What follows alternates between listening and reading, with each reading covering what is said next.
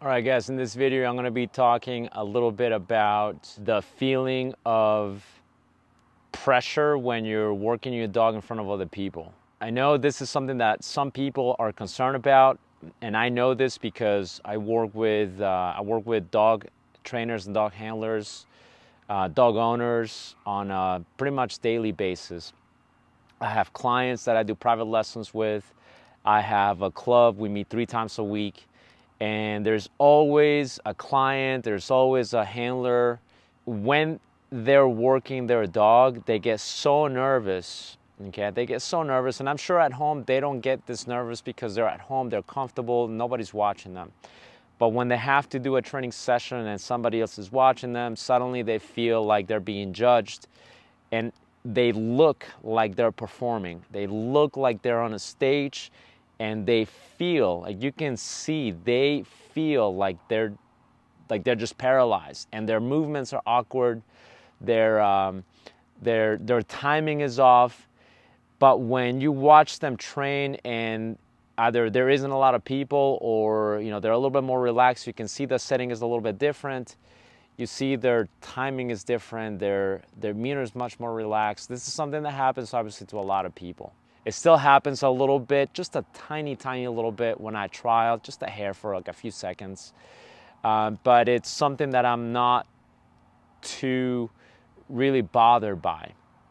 The reason I'm not too bothered by it, and the reason that I know the people that aren't bothered by this, the reason is I put hundreds of repetitions. Hundreds is not even a good number. I literally put thousands, okay? Because it only takes me like a few days to put hundreds of repetitions, but it takes me thousands of repetitions to work on a single behavior. And I do a bunch of these throughout the day, and I don't shortchange my dogs, but to me it's a priority. I have to put in the work for my dogs, even if it's just a little bit, like once a day. I have to do something. Right, but the reason why we don't have as much of that performance anxiety is because, one, we're so focused, okay, and again, speaking for myself, I am so focused on the dog at the time that I really don't have time to think about anybody else watching me. And although, yes, I'm aware that they are watching, it's not a priority for me. I'm not doing it for them, I'm doing it for my dog.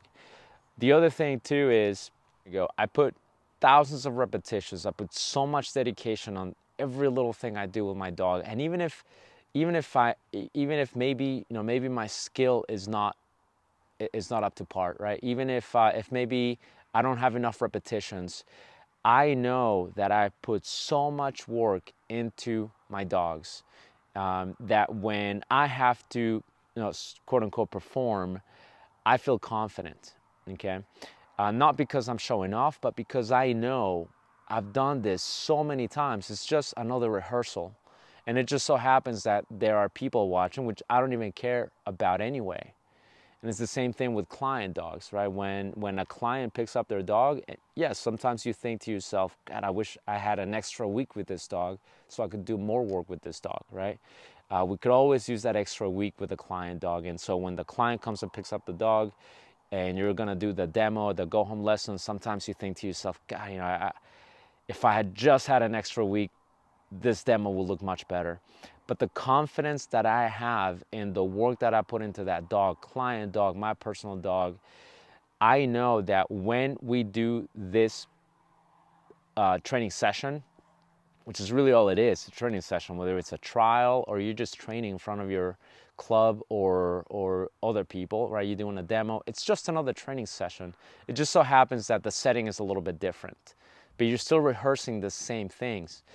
And yes, even though the maybe if it's a trial or you're in a new training field, yes, things might be a little bit different because there are variables that are not the same. There are different people, different setting, and the training might not be as smooth as it is in your backyard. At the end of the day, it's just another training session. If it doesn't go smooth, you go, okay, what part of this is not going smooth? And you address it as you would if you were in your backyard. And the training session in your backyard didn't go smooth, you would assess, evaluate, and go, where do I need to modify certain things? But that's, in my opinion, the best way to to take care of that performance anxiety when you're training or doing a session or doing a demo or trialing and there are people watching you. Okay, the other one is don't do anything different. I know this because I've seen it. I've seen some of my clients and my club members that they get so tense. They suddenly start doing different things. It's like they're in performance mode and they're like trying to do it a certain way so that hopefully it looks different.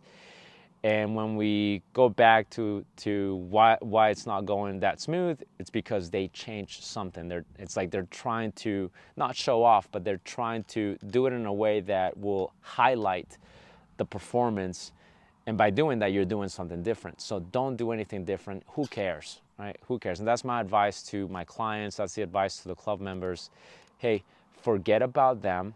You're not doing this for them. You're doing this for your dog. Think about this is a session for you and your dog, not for everybody else, okay? And if they're going to think or say whatever they're going to say, who cares?